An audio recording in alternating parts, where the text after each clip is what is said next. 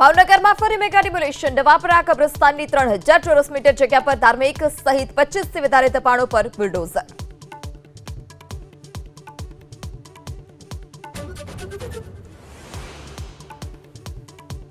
સુરતમાં યુનિવર્સિટીની પરીક્ષામાં ગેરરીતિ બદલ 89 વિદ્યાર્થીને 2 લાખ રૂપિયાનો દંડ। સૌથી વધુ 32 વિદ્યાર્થી કાપલીમાંથી ચોરી કરતા ઝડપાયા।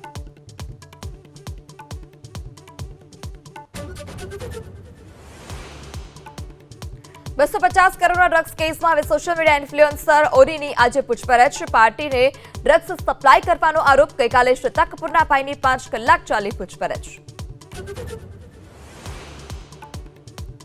ભાવનગરમાં ફરી મેગા ડિમોલિશન નવાપરા કબ્રસ્તાનની 3000 ચોરસ મીટર જગ્યા પર ધાર્મિક સહિત 25 થી વધારે દબાણો પર બુલડોઝર।